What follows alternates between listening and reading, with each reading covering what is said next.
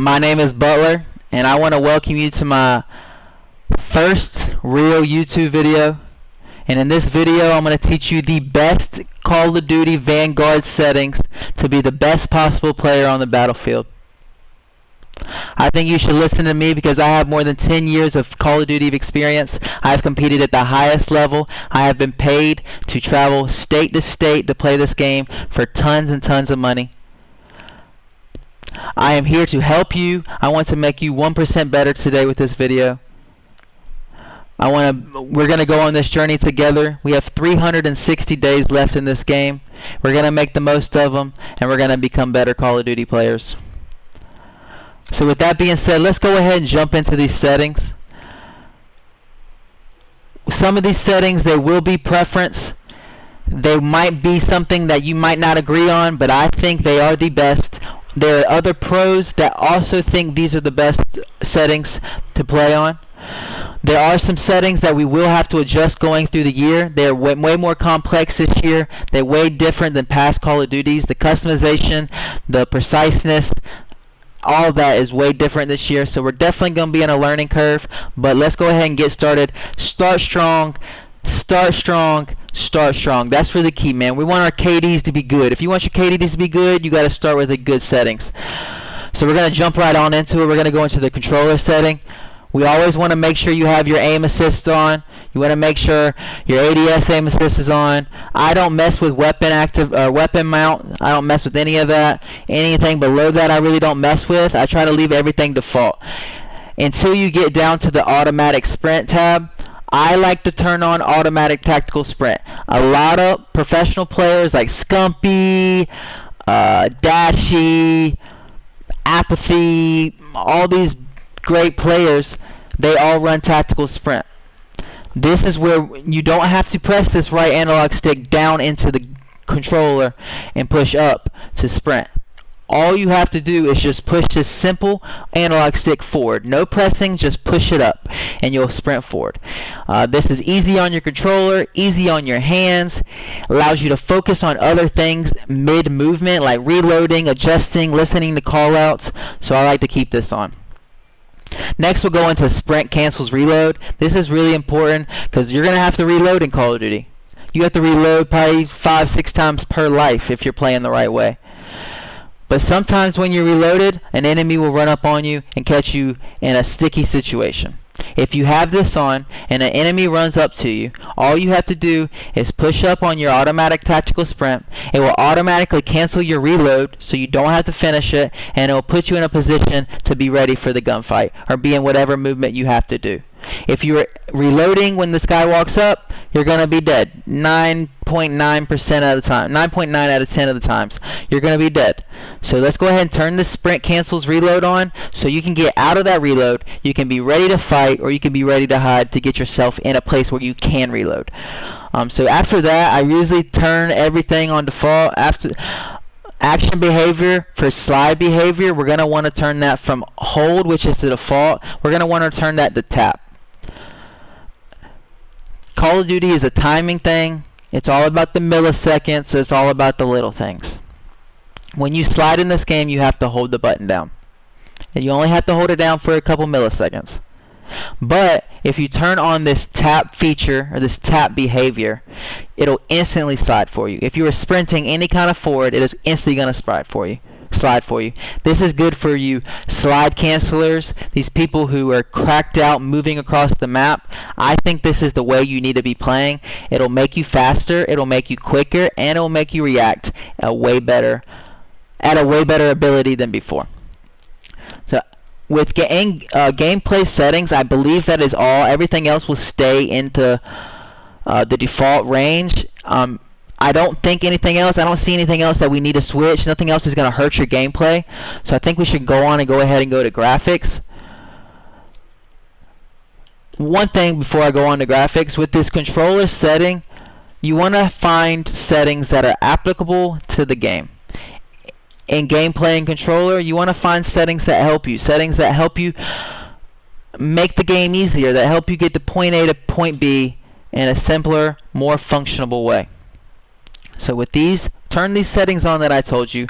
that's instantly going to do that right away. Compared to regular default settings, you're instantly going to get better. So then we'll jump into graphics. You know what they say in sports.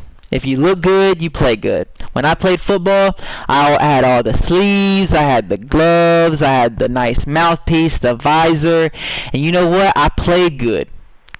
Works the same way here in Call of Duty. Graphics, you want to get graphics that make your game look good. There are things in this game that look awful. They are trash. We are on a console. We got to remember that, guys. We are on a console. We are not on this high-tech... We're on Ps4, Xbox One consoles. We're not on this high-tech PS5, these Xboxes, Series X's, or whatever. We're not on PCs.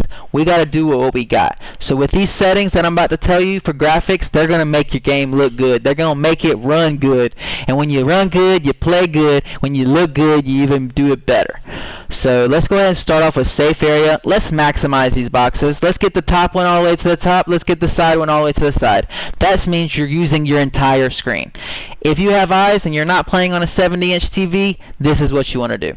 So we're going to have maximize that to the full boundaries of your TV. We'll go on to brightness. It says to adjust the center. It says to adjust the brightness until the center logo is barely visible. This usually is around 50 depending on your server, or depending on your monitor or whatever you have equipment-wise. I'm going to stick mine at 50. Actually, barely visible is 47 for me, but I like mine a little bit more bright, but I wouldn't go much past 50. Once you get past 50, the brightness will start to mess with the colorization of the game, and then you're going to have a wanky looking game. And like I said, that goes against what I said. If it doesn't look good, if it's a wanky looking game, you ain't going to play good. Simple as that. So keep that around 50. Next, we'll go into field of view. This is something new for some of you gamers that probably have never adjusted this. Usually, all consoles start at 80 point of field of view. We have been at a disadvantage. We only get to see at a small box compared to these other gamers. So this year, I believe at the end of last year, they gave us this tool where we can adjust the field of view. So on PC and on PS5, their field of view is 120. So I'm instantly going to get to mine to at least 100. So I'm going to move this 80 up to 100. I would say at least I would do 90 just to get yourself on the same playing field. But just do what gets comfortable. Ease into it, get to 90, and then ease your ways to 100 because it's going to feel different. Your enemies are going to be smaller. All field of view does is allows you to see more of the map at one time. So if like I'm doing in my box down here in the bottom right, if my field of view is higher, this box will get wider. So you'll be able to see more of the background behind me. I mean, if my field of view is smaller, you're going to see less of the background behind me, but it's going to be more. My head will be bigger. So that's the only thing. The things you're aiming at will be smaller, but if you get used to it, it will help your gameplay. So you'll be seeing more. It's like a quarterback. If you can't see the full field, you're gonna throw interceptions. So let's widen the field. Let's see the full field, and let's play the game the way everybody else is playing it. After that, I usually go to the blur section. I don't want blur in my game, so I'm taking that off. I'm taking that off. I'm taking that off. I think they're all three turned on at default. We're going to turn those off because we don't want blur in our game. We want a smooth game, like I said. Turn it off. And finally, on-demand texture streaming. This is something they're new doing. They're doing new to the game. It's where your internet helps your download and it improves the quality of your game. So if you have an unlimited data plan with your internet, I would go ahead and turn this on. It's only going to allow the game to help you, and you want to get every advantage you can. So turn that on. And I think that should be it for graphics. So we're going to go ahead and go on into audio. There's not much to say with audio, besides making sure. Wait, where's audio? So you want to make sure your audio mix is on headphones. The casual gamer, they're selling the game who's going to buy the game for their living room, so a group of people can watch and play the game at the same time. We're not casual gamers, guys. We are hardcore tryhards, so we're going to want to head and turn this audio mix to headphones. This is going to improve your Your EQ, this is going to have a tighter dynamic range, just so you can sound whore, just so you can have directional hearing. So if I know if somebody's to my right, if somebody's to my left, and I know how to adjust accordingly. So go ahead and turn that on. With master volume, I usually leave it all the way just because, like I said, sound whoring, and that will make you better in the game. Using your ears and your headset definitely make you better at this game and all Call of Duties and all first-person shooters, really all video games. You need sound. But unfortunately, I do turn the music volume off. Call of Duty music has been trash the last couple years. I like my own lit music. I like listening to some Lil Baby or some Dub Baby or Lil Durk or something. So I like to leave this music all the way off so I can jam my own music. But looking down this, I don't really see anything else that we should be turning on. Make sure I turn my voice chat and my microphone volume up a little bit more, just because how important communication is, and I don't want anybody to think I'm quiet. I may have to turn this down according to the response I get from the people I play with. If my mic's too low, if mic's too loud, I'll adjust that after that. So following audio, we'll go into the interface section. So interface is just some more complex settings you can add to your game. So with this section, I usually only change about 3 things. I like to change the server latency. This is usually hidden. This just shows how strong you have a connection to your server.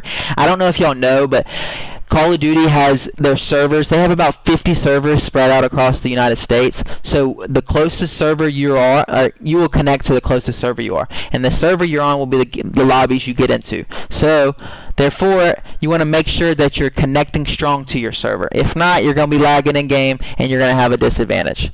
Next, the same thing with packet loss. Packet loss is just showing how strong that connection is. If you can turn these 2 numbers on, if you show both of these numbers, they will be shown in the top left of your screen. I don't know if you can see it, latency and packet loss in the top left corner of my screen. At all times, these numbers will be on and they'll be showing. So if I die and I question the way I died, I can go ahead and look at those numbers, and if those numbers are not how they normally are, or they've spiked or gone down dramatically, I can tell that that wasn't my fault. And I'm able to tell in real time, in the real world, that I'm not the fault at that death, or I can do something different. So I think they're advantageous tools that everybody should have on. So I go ahead and turn them on. But looking through it, I don't see anything else. Make sure you turn the telemetry label size to small, just so it's not blocking any of your screen, because it is in the left corner, which is this part of your mini-map. I want all your focus to be on the mini-map more than those numbers. So let's go ahead and turn that on small. But I don't see anything else really, guys, that I think we should be turning on. I think if you just make sure you turn those controllers, make sure you have applicable controller settings that you turn on, the ones I gave you. Make sure your game looks good. Go to graphics. Take your time with the graphics. Make sure they're the right graphics that you need for your monitor. If you can't get the brightness and stuff right, don't go through your game. Go through your monitor to fix those things. And finally, guys, fix your audio and fix your interface settings. You want to make sure you're listening to the right type of sound, so you're playing at the right type of level. And make sure you have your interface on. See if you're lagging. See if you're playing at a disadvantage, because that's the name of the game, man. It's timing, it's lag, or host fucking, and it's killing motherfuckers. So let's go ahead and get the first 2 down so we can do the third, okay?